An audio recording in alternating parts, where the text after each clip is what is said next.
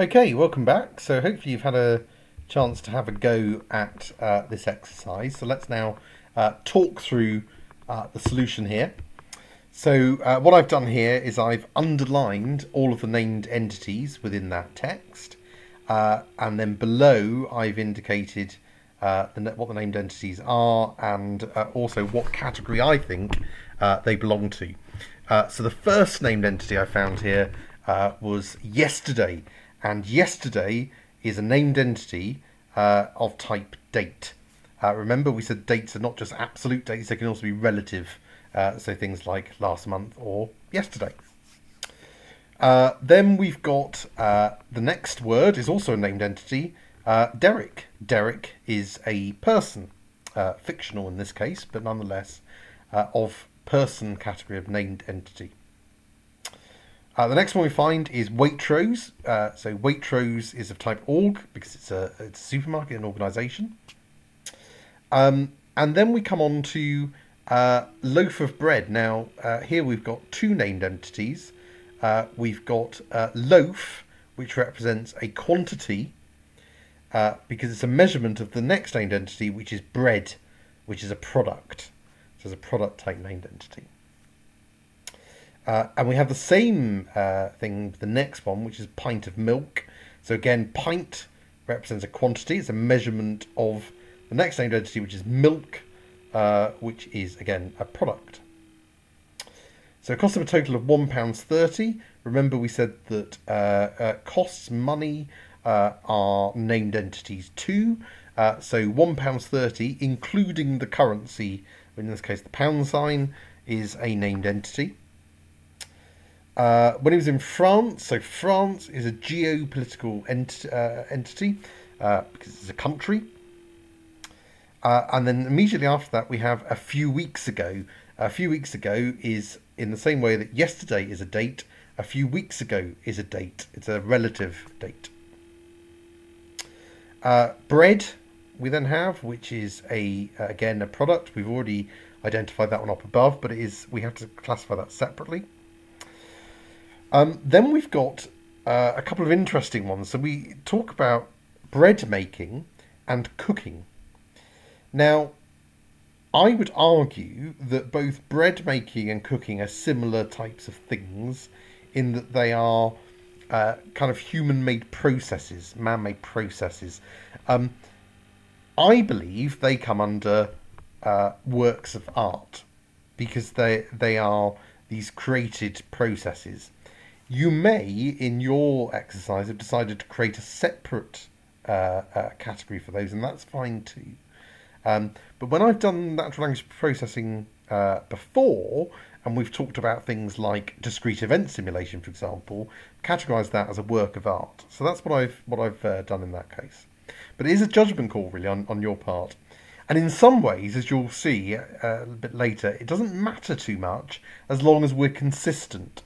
Because what we're going to end up doing is teaching a machine to identify bread making and cooking, for example, as being named entities, and to categorise them. So if we tell it that they are works of art, then it will learn that those types of things are works of art. And so we can be consistent. So now we know, fully sort of understand what named entities are. How are we going to get a computer to find them? So we've just found them as human beings, and I suspect you found that exercise wasn't trivial, and in fact it can be quite difficult even for us as humans to find named entities. They can it's not a trivial task. We really have to think about it. So essentially with named entity recognition, we've got to get a computer to do that. So we need to think about what processes we're going through, probably subconsciously, in terms of looking for those named entities. So what we're going to need is a set of rules that we can give the computer to explain how the computer should find these named entity things. Now, because named entities are all things, nouns, then in order to find named entities, we're going to need to tell the computer to look for something called noun phrases. So noun phrases are phrases that are either headed by a noun or an indefinite pronoun, and we'll come back to what that means in a moment, or which perform the same grammatical function as a noun. So let's put that another way, because it's grammar, so it can be a little difficult to get your head around. If you think about it in a different way, a noun phrase basically includes a noun, for example, cat, and the modifiers which identify that cat. So my cat would be a noun phrase, John's cat would be a noun phrase, the cat with white stripes would be a noun phrase because it identifies the cat. The cat who ate all the tuna would be a noun phrase, probably identifies my cat in that instance. So let's make sure we're fully understanding noun phrases here, and let's look at some examples. And I must reiterate, do remember, grammar is fun. If you find that difficult to get your head round, I find chanting it at least several times a minute, grammar is fun, can be quite useful to get you through this pain. So I do apologise for the grammar lesson that you're about to embark on, but it is quite important for this. So let's look at some more examples of noun phrases. So in these 3 sentences, I've underlined the noun phrase, and I've put the head noun in bold. So let's look at the first sentence.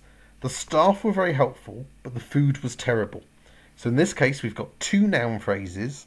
The staff being the head noun, and the staff being the noun phrase because it identifies the example of staff that we're talking about.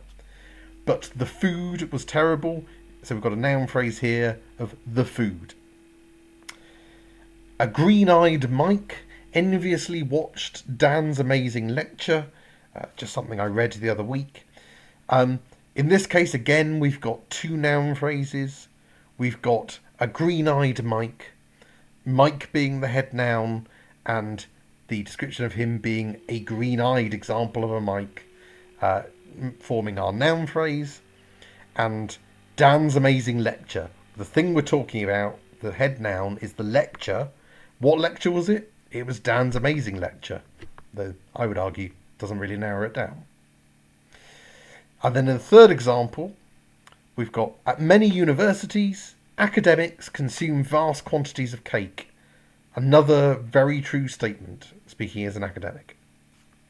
So in this case, we've got 3 noun phrases. The first one, at many universities. Universities is the head noun, and the at many describes it modifies universities, so that we're talking about at many universities. The second noun phrase is just a single word noun phrase, academics, which is obviously the head noun because it's the only word there. And there's nothing modifying academics in this instance. And then the third noun phrase in this sentence is vast quantities of cake. Cake being the head noun, that's the thing we're talking about. What are we talking about in terms of cake? We're talking about vast quantities of it. So that becomes the noun phrase.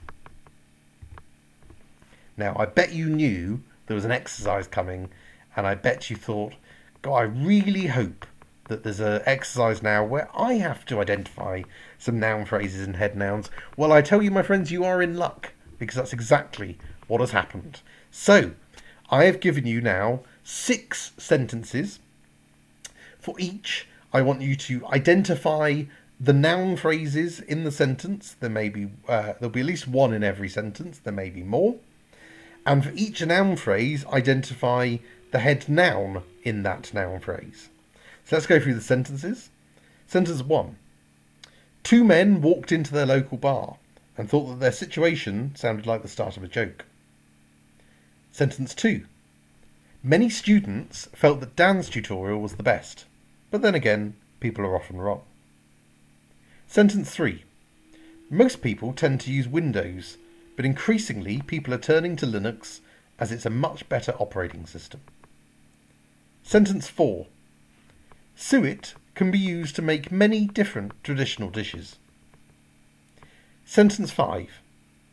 I think my black cat thinks I'm rather dull, as he often yawns when I'm talking about my daily routine. And finally, sentence 6. The above sentences show the random stream of rubbish that enters my head at any one time. And I would argue never a truer statement has been made than sentence 6. So again, spend about 10-15 minutes, go through each of these sentences, identify what you think the noun phrases are in each sentence, and for each noun phrase, also identify the head noun. Once you've done that, move on to video 3.